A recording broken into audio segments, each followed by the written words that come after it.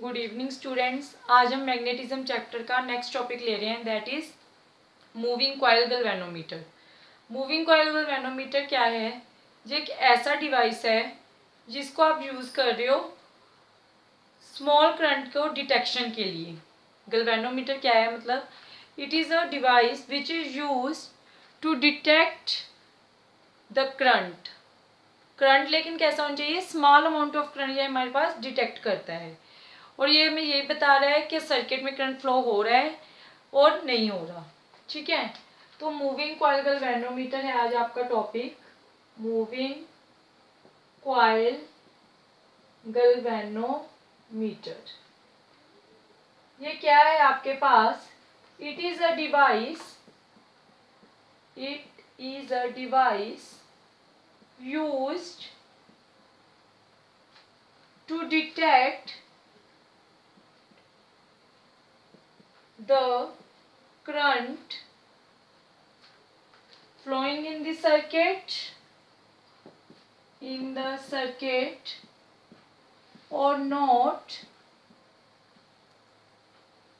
and used to detect current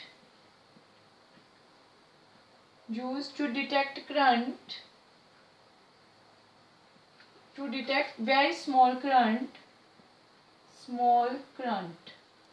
in milliamperes। मिलीएम्पियर्स में इसमें current देखते हैं।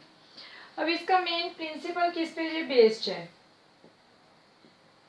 ठीक है, प्रिंसिपल क्या है इसका? ये हमारे टॉपिक से सिलेबस कट हो गया है, जो प्रिंसिपल वाला था आपका। उसके अकॉर्डिंग होता क्या है एक्चुअल में, मैं आपको थोड़ा सा बता रही हूँ कि आपके पास मान लो यहाँ पे कोई कॉइल है। जब आप किसी भी कॉइल को, दिस इज अ कॉइल, जब आप किसी भी कॉइल को मैग्नेटिक फील्ड में प्लेस करते हो, when a coil is placed in a magnetic field, हमने अब तक क्या पढ़ा था कि अब जब आप कॉइल को मैग्नेटिक फील्ड में प्लेस करते हो तब उसके ऊपर क्या लगती है? एक फोर्स लगती है। यहाँ पे क्या हो रहा है कि जब आप अपने कॉइल को मैग्नेटिक फील्ड में प्लेस किया तो उसके ऊपर क्या लगता है? एक टॉर्क हमने सबने 9-10 में सुन रखा है। टॉर्क होता क्या है हमारे पास? आइदर फोर्स जो आपके उसके ऊपर फोर्स लगे इनटू में उसका परपेंडिकुलर डिस्टेंस। ठीक है, अब इसमें अगर आपके पास करंट डाउनवर्ड आ रहा है मान लो, ठीक है, मान लो ये कॉइल है, यहाँ पे करंट अपवर्ड जा रहा है, तो यहाँ पे जो आपके पास टॉर्क आएगा, जो फोर्स लगेगी यहाँ पे, वो क्या लगेगी? Perpendicular outwards. इसके कारण आपके पास जो फोर्स लगेगी दैट इज आउटवर्ड्स, और इसके पास जो हमारे पास फोर्स लगेगी that is perpendicular inwards. Current की डायरेक्शन पे डिपेंड कर रहा है ना, जहाँ पे करंट आपका डाउनवर्ड्स आ रहा है तो आपके पास जो फोर्स लगेगी वो परपेंडिकुलर आउटवर्ड लगेगी, यहाँ पे जो फोर्स लगेगी वो परपेंडिकुलर इनवर्ड। या बाइट सर्वेट लॉ में पढ़ चुके हो कि मैग्नेटिक फील्ड कैसे फाइंड आउट करना है, फोर्स कैसे फाइंड आउट करते हो by using Fleming left hand rule. ये सब चीज़ें हम पहले डिस्कस कर चुके हैं। नेक्स्ट आपके पास अब क्या होता है?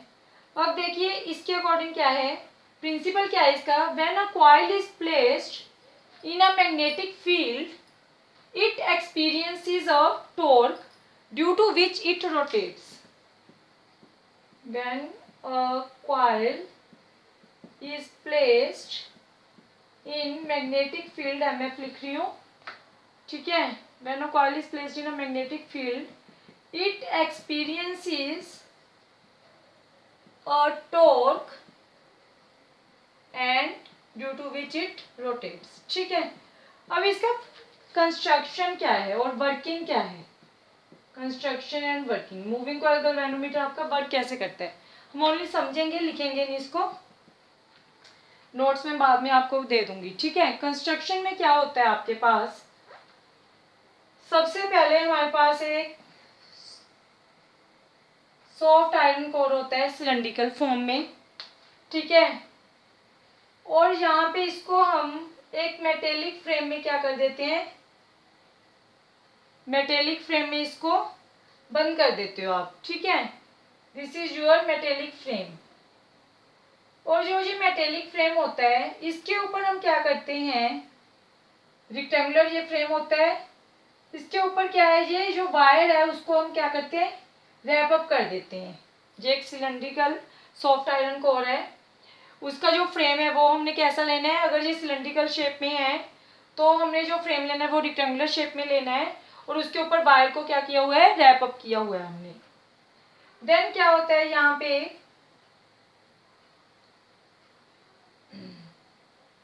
इसको आप ऐसे लीजिए,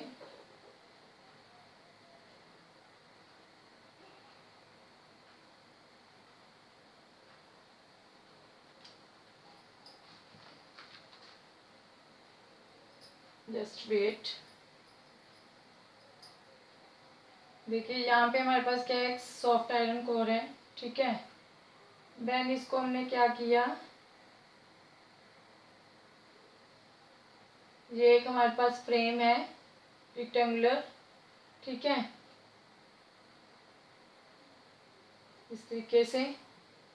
इसको हमने यहाँ पे टॉर्शन हेड लगा हुआ है, यहाँ पे आपका टॉर्जन हेड, ठीक है, उसके साथ इसको सस्पेंड कर रखा है आपने। यहाँ पे क्या लगा हुआ है हमारे पास, हेयर स्प्रिंग लगा हुआ है एस डैश। यहाँ पे हमारे पास क्या है, ये हमारे पास मैग्नेट है जो कि मैग्नेटिक फील्ड प्रोड्यूस करेगा। और ये कैसा मैग्नेटिक फील्ड प्रोड्यूस करेगा, ये हमारे पास रेडियल मैग्नेटिक फील्ड प्रोड्यूस करेगा। और इसको हमने आगे एक बॉक्स में बंद कर रखा है, ठीक है। और यहाँ पे आपके पास क्या लगे हुए हैं, दो टर्मिनल्स लगे हुए हैं लेट, यहाँ पे एक टर्मिनल है T1, इस साइड आपके पास एक टर्मिनल है क्या, T2। These are your terminal T1 and T2। अब जो ये हॉर्स शू मैग्नेट है, हॉर्स स्प्रिंग है, इसको हमने टर्मिनल T2 के साथ कनेक्ट कर रखा है। और जो ये है हमारी फॉस्फोरस ब्रॉन्ज स्ट्रिप का बना हुआ है, this is your phosphorus bronze strip. इसका क्या है स्ट्रिप, कि ये हाई टेंसाइल स्ट्रेंथ देता है, मतलब ये कितना स्ट्रॉन्ग है, जो ये हमने इसके साथ टाई अप किया हुआ है, सस्पेंड किया हुआ है, कि ये स्ट्रॉन्ग हो, ये इजीली ब्रेकअप ना हो आपका। ये क्या आया था आपके पास, this is your torsion, movable torsion, movable torsion. ये क्या करेगा हमारे पास, ट्विस्ट प्रोड्यूस करेगा। और इसके साथ हमने क्या किया हुआ है, यहाँ पे एक नीडल अटैच कर रखी है। अब देखिए इसमें इसकी कंस्ट्रक्शन क्या है, पहले हम इसकी कंस्ट्रक्शन समझते हैं। कंस्ट्रक्शन में क्या है, हमारे पास ये एक सॉफ्ट आयरन कोर है, इसके ऊपर हमारे पास फ्रेम में बंद किया इसको, रेक्टेंगुलर फ्रेम में। अगर ये सिलेंड्रिकल शेप में आपके पास तो आपको रेक्टेंगुलर फ्रेम लेना पड़ेगा। देन हमारे पास क्या है, इसके ऊपर हमने वायर्स को बाउंड अप किया हुआ है। और यहाँ पे इसकी क्या हुई है, इंसुलेटेड कॉपर वायर यूज किया है। इंसुलेशन इसलिए प्रोवाइड की है क्योंकि इसमें क्या जा रहा है, हमारे पास करंट जा रहा है, ठीक है, कि ये वायर्स एक दूसरे से अटैच ना हो जाएं, तो इसलिए हमने क्या किया, इनको इंसुलेट किया हुआ है। और जो वायर्स एक दूसरे के काफी क्लोज हैं, ये तो शो ऑफ ऐसे किया हुआ है। देन जो नॉर्थ और साउथ पोल क्या कर रहे हैं, ये कॉइल को हमने मैग्नेटिक फील्ड में प्लेस करना था, ये आपका क्या दे रहे हैं, रेडियल मैग्नेटिक फील्ड प्रोवाइड कर रहे हैं। रेडियल मैग्नेटिक फील्ड क्या होता है आपके पास, कि अगर आपके पास जो कॉइल का प्लेन है, दिस इज योर कॉइल, अगर कॉइल का जो प्लेन है और जो मैग्नेटिक फील्ड का प्लेन है, अगर वो दोनों एक दूसरे के क्या हैं, पैरेलल हैं, तब हमारे पास जो फील्ड बनता है that is radial magnetic field. और इसके लिए हमने क्या यूज किया है, कनकेव मैग्नेट यूज किया हुआ है, this is your concave magnet, ठीक है। देन आपके पास क्या होता है, जो ये एक मूवेबल टॉर्जन है, इसने क्या करना है, इसको ट्विस्ट करवाना है, इसको रोटेट करवाना है। अब देखिए जब करंट आपका डाउनवर्ड जा रहा है, डाउनवर्ड जाने से ये ऐसे रोटेट होगा, ऐसे रोटेट होने से सॉरी, अगर डाउनवर्ड जा रहा है तो हमारे पास जो फोर्स लग रही है वो क्या लग रही थी, परपेंडिकुलर आउटवर्ड्स लग रही थी। फोर्स अगर बाहर की तरफ लग रही है तो ये ऐसे रोटेट होगा। जब ये ऐसे रोटेट हो रहा है उससे क्या होगा, आपका जो नीडल है वो इस तरफ डिफ्लेक्शन शो करेगा, जो यहाँ पे नीडल होगा वो इस तरफ डिफ्लेक्शन शो करेगा। फिर आपके पास जब करंट अपवर्ड की तरफ जा रहा है तब फोर्स क्या लग रही है, इनवर्ड की तरफ लग रही है। इनवर्ड फोर्स मीन्स अब ये ऐसे अंदर की तरफ रोटेट करेगा, ट्विस्ट होगा, तब हमारे पास जो डिफ्लेक्शन होगी, यहाँ पे नीडल लगी है वो डिफ्लेक्शन इस तरफ शो करेगी। अगेन क्या होगा, जो ये फॉस्फोरस ब्रॉन्ज स्ट्रिप है, ये क्या है, इसको ज्यादा टेंसाइल स्ट्रेंथ देता है कि ये इजीली ब्रेकअप ना हो, जो ये हमने सस्पेंड कर रखा है, इसके साथ लटका रखा है जिसको। देन जो ये टर्मिनल होते हैं, गैल्वेनोमीटर अगर आपने देखा हो स्कूल में, तो उसमें क्या होता है, दो टर्मिनल होते हैं, एक वायर हम एक टर्मिनल से कनेक्ट करते हैं, दूसरी वायर दूसरे टर्मिनल से। ये टर्मिनल से क्या हुआ है, जो ये हमारे पास पूरा सस्पेंशन किया हुआ है फॉस्फोर ब्रॉन्ज स्ट्रिप से एक टर्मिनल कनेक्टेड है, दूसरा आपके पास जो ये हेयर स्प्रिंग है, इस हेयर स्प्रिंग का मैं वर्किंग अभी बता रही हूँ, दूसरा जो टर्मिनल है वो इस हेयर स्प्रिंग से कनेक्ट हो रखा है। हेयर स्प्रिंग क्यों बोला है, क्योंकि जो इसकी थिकनेस है वो जो हमारे हेयर की थिकनेस है उतनी होती है। दूसरे स्प्रिंग का काम क्या है कि मान लो यहाँ पे जो नीडल है वो इस तरफ आपने जब की है, जब आपकी नीडल ने इस तरफ डिफ्लेक्शन शो की, तब मान लो आपने करंट सप्लाई बंद कर दी तो नीडल आपकी यहीं पे रहेगी, बट जो ये होर्स स्प्रिंग है ये क्या करेगा, उस नीडल को अगेन जीरो डिफ्लेक्शन पे ले आएगा, मीन्स जीरो पॉइंट पे वापस ले आएगा। मान लो करंट सप्लाई इधर थी जब नीडल, तब बंद हो गई, तब हमारे पास जो होर्स स्प्रिंग है इसने क्या करना है, उसको वापस जीरो पॉइंट पे लेके आना है, क्योंकि नीडल को हम यहीं पे नहीं छोड़ सकते, नीडल हमारी कहाँ होनी चाहिए, जीरो पॉइंट पे। ठीक है। और जो रेडियल मैग्नेटिक फील्ड होता है, हम जहाँ पे रेडियल मैग्नेटिक फील्ड क्यों लेते हैं, क्योंकि इसमें जो टॉर्क प्रोड्यूस होता है वो हमारे पास क्या होता है, काफ़ी स्ट्रॉन्ग प्रोड्यूस होता है in case of radial magnetic field. अब इसकी वर्किंग क्या है, वर्किंग में हमारे पास यहाँ पे एन नंबर ऑफ टर्न्स लिए हैं आपने। ठीक है, अगर एन नंबर ऑफ टर्न्स है, एरिया ऑफ क्रॉस सेक्शन मान लो ए है आपके पास किसी एक टर्न का, बी अगर आपके पास मैग्नेटिक फील्ड प्रोड्यूस हो रहा है, ठीक है, तो टॉर्क प्रोड्यूस कितना हो जाएगा इस केस में, torque produce is equal to N B I A, ठीक है, इनटू में cos ऑफ थीटा।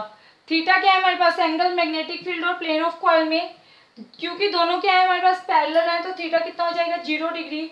तो टॉर्क कितना प्रोड्यूस हो जाएगा इस केस में आपके पास, N A B I cos of zero, cos zero means 1, N A B I हमारे पास टॉर्क प्रोड्यूस हो जाएगा।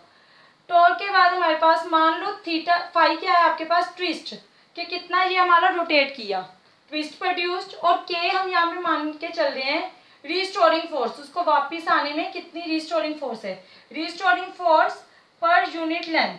तो हमारे पास जो टोटल रिस्टोरिंग फोर्स होगी वो कितनी आ जाएगी, यहाँ पे टोटल रिस्टोरिंग फोर्स वो हमारी बन जाएगी यहाँ पे के फाई, के restoring force per unit length में कितनी है, इनटू में जो ट्विस्ट हमारी प्रोड्यूस हुई।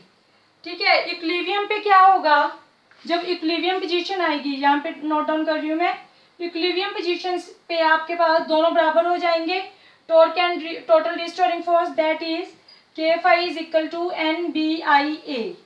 तो फाई आपका क्या आ जाएगा, N B I A upon के।